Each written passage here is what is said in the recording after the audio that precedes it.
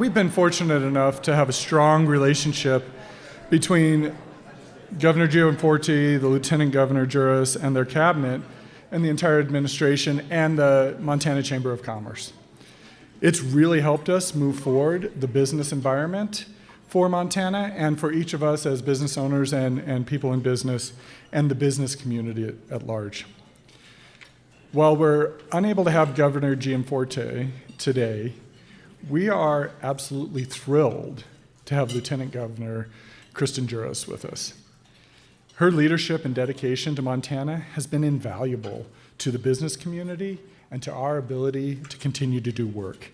So please help me welcome her to the stage on the 25th anniversary of Business Days at the Capitol. Well, welcome, Lieutenant Governor. It is an honor, and thank you, Tony, for that great introduction. As you can see, you're amongst friends. You're my peeps. So, as Tony alluded to, we have an incredibly strong relationship with the Gianforte and Juris administration and the entire cabinet, your staff. And I worked for a governor one time, a number of years ago. She had a lieutenant governor. She was a lieutenant governor. You are the most substantive lieutenant governor, I think, in our state's history. You're not a ribbon-cutting sort of lieutenant governor. I mean, you're actually doing real substantive work. It matters. Red tape cutting. So I think that speaks volumes, both about you and the relationship that you have with the governor.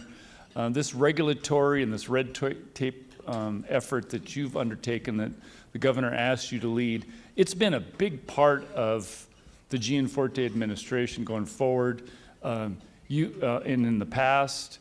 And you've recognized that when it comes to making Montana a better place to do business, it requires an all-of-the-above strategy. It's not just how do we lower taxes, and it's everything that contributes to creating a positive business climate. Can you talk a little bit about the importance that you see around regulations as it pertains to creating a good business climate? I'd be happy to, and thanks for having me join you today. When the governor and I, when he first reached out to ask me to run with him, we did have a conversation to make sure all of our priorities were in alignment. I'm an attorney by trade. I come from a ranching background, and I have represented numerous Montana farmers, ranchers, small businesses, and navigating that regulatory framework can be tough. So I told him this is one of my priorities is businesses don't want a hand up, they don't want a favor, they want a stable, predictable environment that's fair, that's not results oriented, where you're not picking winners and losers. And of course, the governor's absolutely all on board with that. So we talked about the very first thing we would do would be to initiate this red tape reform. It was the governor's first executive order. And the first challenge I had was, well, where do you even begin? How do you do it? And one of the most pleasant surprises I had was that the agencies were all in. They were waiting for an administration to make it a priority, to give them the room, the resources to do this work. Yeah, I can remember one of our rule makers was like, oh, like glitter is going up in my head. I'm so excited about this. So we first working with the agencies, again, our directors all support this, the staff from top to bottom support it. We had to build out a framework of how are we going to do this.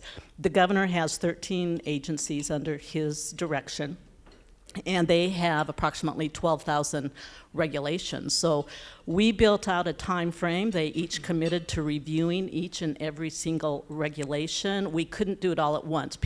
I reached out, by the way, to Idaho, to North Dakota, reached out to many states, Tennessee, Kentucky, who had done some red tape to get their ideas, what worked, what didn't.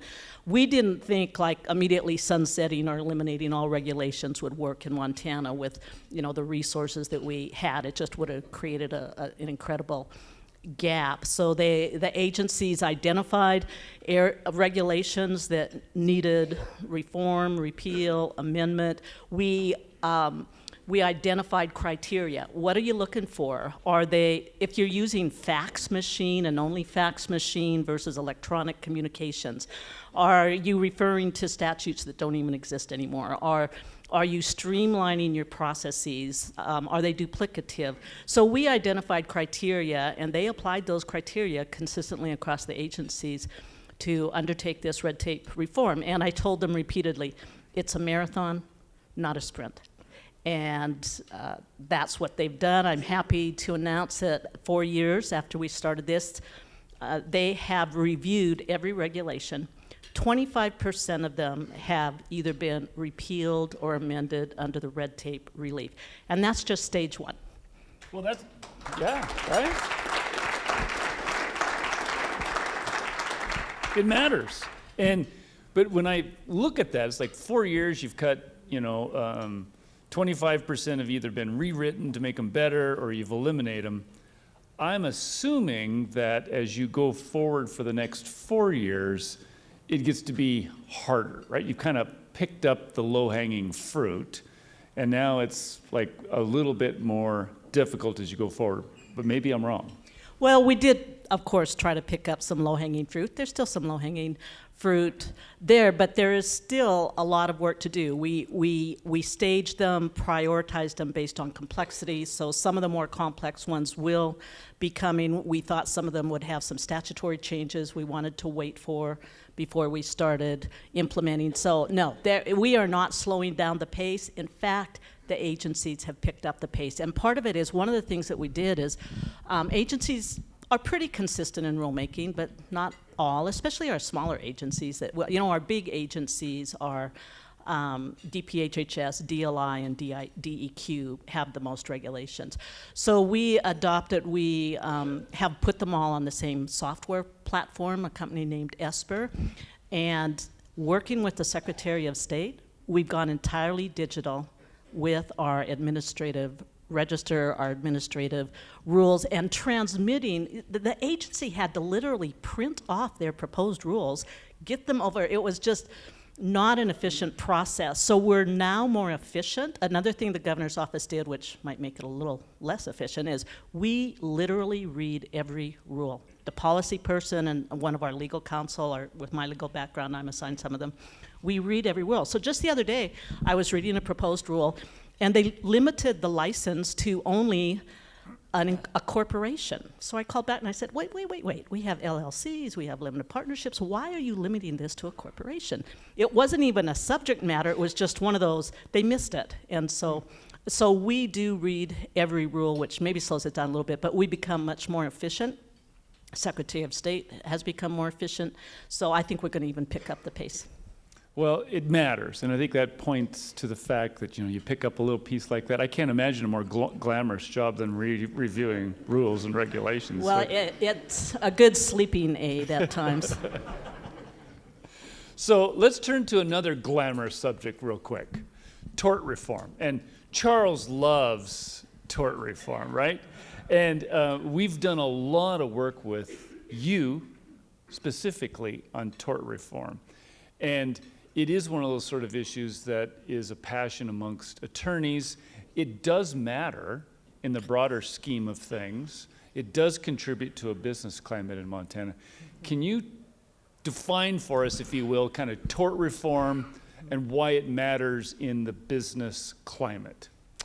I'm happy to, because in my practice as an attorney, I realized Montana is a forum that many, many plaintiffs' attorneys choose to bring litigation in Montana because of the favorable pro-plaintiff climate and the unpredictability of results. A little bit of tort reform, it intersects with judicial reform in the way that just procedurally, predictability, those sorts of things. In around 2000, a professor at the law school, I taught at the law school for a while, he wrote an opinion piece looking at the predictability of Montana Supreme Court decisions and how frequently they reverse themselves. And there's some results orientation decisions in there. You can't avoid it. Rob Nadelson, so by the way, this first attorney, he's the ACLU advisor, very liberal. And then Rob Nadelson, very conservative professor, did a similar study in 2012, pointing out the unpredictability. Let me just give you an example. We have a statute that says liquidated damages clauses are void, not enforceable, unless it's difficult to otherwise ascertain damages. The Montana Supreme Court totally ignored the statute and said, nah, as long as they're reasonable, we're going to enforce them. And the covenants not to compete area, we have a statute, void except for in the context of a sale of a business, liquidation of a partnership. They said, no, they're reasonable. And so it's really hard to advise your clients, what can you do? Because sometimes the court goes back to the face of the statute and enforces it, and sometimes they substitute. So part of it is judicial reform too. But again, it all relates to predictability, fairness, not unfairly picking losers and winners. And it has been thrilling to work with the Chamber on different tort reforms. Yeah, it's been a great partnership, and it's one of those arenas that we can prepare well in advance for. We can sort some of these things out. We hear from our members, some of our businesses. It's like, here's an area that's really a problem for us, and the lieutenant governor's had some ideas too. It's like, here's some areas here too that we need to take a serious look at. We kind of view tort reform and kind of tightening up some of this kind of like a cumulative effect, right? You're not really going to be able to move the needle after one legislative session, but if you keep whacking away at it and you keep trying to put up fences around some of these problem areas, you do ultimately get to a point where you are moving the overall needle.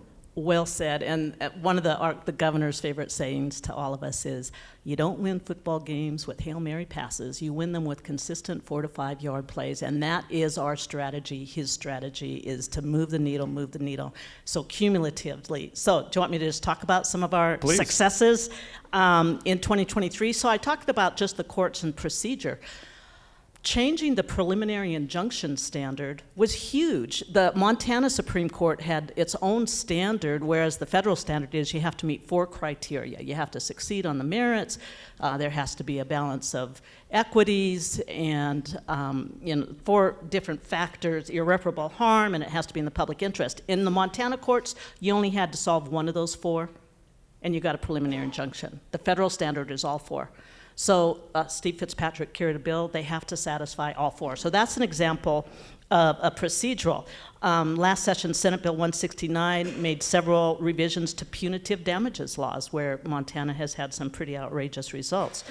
A punitive damages claim can't be contained in your complaint because you don't have enough knowledge to know if that malice or the bad conduct actually yet existed. You can only add it on a motion to amend, and I love this. Any award of punitive damages must be divided between the plaintiff and the state, because the purpose isn't to compensate the plaintiff, it's to punish the defendant. And so some of that goes to the state. We work closely with you on requiring businesses that actually come in and finance litigation, tort litigation, class action litigation in particular. They have to register with the Secretary of State, and they have to meet minimum disclosure statements. Another big one was product liability lawsuits.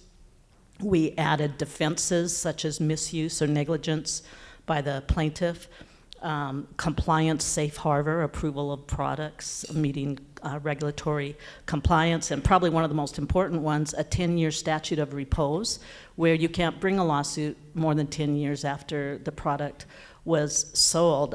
We got about 8 different tort reform bills passed in 2023, and I think we're coming back in 2025. And areas we've heard concern about is the courts increasing tendency to apply strict liability versus a negligence standard. We're never going to get rid of the negligence standard in tort reform. That's an appropriate standard.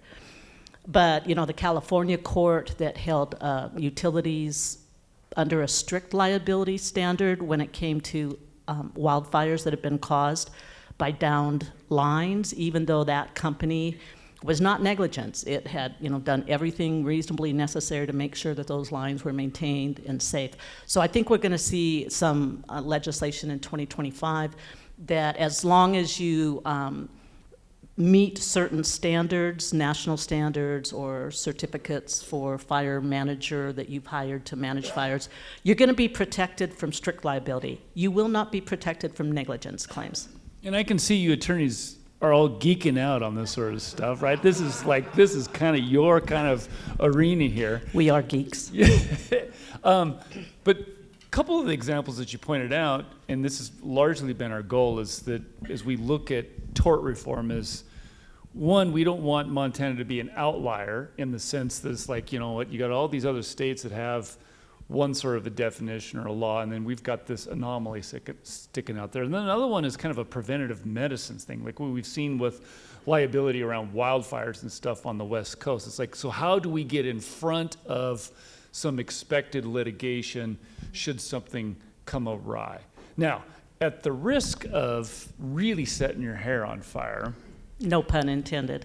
I am going to raise the Montana Supreme Court and the recent decision on held, and some of your thoughts about that decision. I know these are the sort of things that matter a lot to you, and you have a pretty deep understanding of all of this. And so we spent several sessions here over the last 2 days referencing held, talking about how we're going to deal with a bit of a Pandora's box that's been opened here.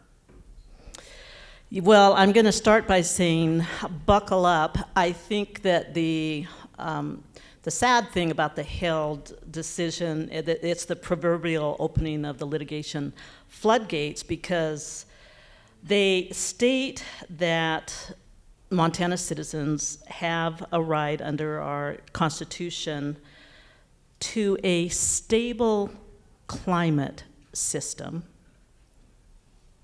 which has never existed in the existence of the planet as far as we know. They don't define it. It's gonna require more litigation to figure out what exactly is a stable climate. So it's gonna be more litigation. I think as an attorney, the most troubling aspect of the case was the standing issue. Typically, to bring a lawsuit, you have to have a particularized injury different than that suffered by, all of the other citizens, and you have to have causation and ability to redress your injury within the lawsuit itself. And as you all know, this lawsuit, there was no particular permit that had been issued. It was just, we have this right that's being violated. Justice Rice, in his dissent, really focused in on this standing issue and said an abstract injury that is indistinguishable from that to the public as a whole and is not legally concrete to them personally is not sufficient for standing in all of the other areas of bringing tort claims or constitutional claims. So they've carved out this exception for this stable climate right that is, again, just going to increase the ability to litigate on this. A silver lining, maybe, in held is that they didn't tell the state what they had to do. They only told the state, you cannot categorically prohibit an analysis of greenhouse gas emissions, which our statute did under MIPA. So undoubtedly, we are going to see, we are already engaged in conversations with leadership. Sonia is such a treasure over at DEQ. So glad to have her at the helm. We anticipate several pieces of legislation. Senator Galt has a placeholder for, I think I have it, to identify the standards that we do have to use in analyzing greenhouse gas emissions. There's some other placeholders. So we will be working collaboratively with leadership to come up with several bills to try to address that. We also continue, as part of red tape relief, to bring categorical MIPA exclusions for types of actions that typically, you're going to conclude under your preliminary environmental analysis. They really don't have a significant impact. For example, moving the placement of a stock tank on a state trust land. So we have 3 or 4 categorical exclusions for MIPA. We got like 4 or 5 of them passed in 2023, and we're going to pass some more categorical exclusions. I expect this held decision is going to be one of those issues that will probably be an issue we'll be wrestling with maybe for eternity. It's going to be a long time before we sort it all out, because ultimately there'll be some other litigation, there'll be legislation to try to hem some of this in, there'll be litigation around the legislation, and right, it's really going to be something that's going to be a long-term sort of semi-permanent, at least, sort of effort that's going to have to take place in order to address this issue. I agree. So we'll stop talking about the depressing areas of life, and we'll turn to something a little bit more fun. Let's talk about taxes, right? Now Well, I actually love taxes. I was a tax attorney by training. I didn't have enough personality to become an accountant, so I became a tax attorney. That's a joke. That's a joke. All you accountants in the room, you know that's a joke. So we've seen some significant progress on the tax front over the last 4 years. Business equipment tax exemptions being raised significantly from when you 100,000. took office. Yep. We've seen that. We've seen income tax rates lowered, which we will contend that it's not only is it good for Montanans, but it's also a good long-term economic development sort of incentive, right? We want Montana to be it's another one of those, we don't want to be an outlier. We don't want to be this being a disqualifying factor from someone considering moving to Montana or investing in Montana. Those were some great wins. As we look ahead, property taxes have got to be a really hot issue. They were hot in the last session. They're even hotter now. The governor has some priorities around income tax, has some strong desires to do some work around property taxes and business equipment taxes. Can you give us some thoughts on how you see some of that going forward and some of the priorities of the administration with regard to tax relief? Yes, and the governor absolutely is passionate about the income and property tax climate, high priorities for our office. He convened the property tax task force. That's a bit of a tongue twister. More under the radar, we also convened an agricultural land classification property tax task force, and we believe that we can walk and chew gum at the same time. We believe that we can accomplish income tax reform. The governor's budget includes, so when we came in, it was 6.9% individual income tax, highest in the region. Working with the legislature in 2024, it's now 5.9%, and the governor's budget proposes 4.9%. So we will continue to work for income tax reform. And what everyone in the room needs to understand is income tax is the primary source of revenue for our state general fund. Any property taxes that the state collects, which is our 95 mills, are redirected to the county. The state does not retain any property taxes. Local governments depend on property taxes, both the school districts, the counties, the cities, and the complexity of the state trying to solve property tax problems when these local governments are the ones who set mills, set their own budgets. You can see the complexities of that. Another complexity in property tax is a local government has, X dollars it has to bring in to fund sheriffs and fire protection and all the local services they provide. So Montana has the most complicated property tax system in the country. I've studied it. I can say that in all honesty. 16 different classifications of property, taxed in different ways and at different rates. Whenever you reduce the tax rate which is what the legislature can do, say that homes are going to be taxed at a lower rate than centrally assessed equipment, pipelines.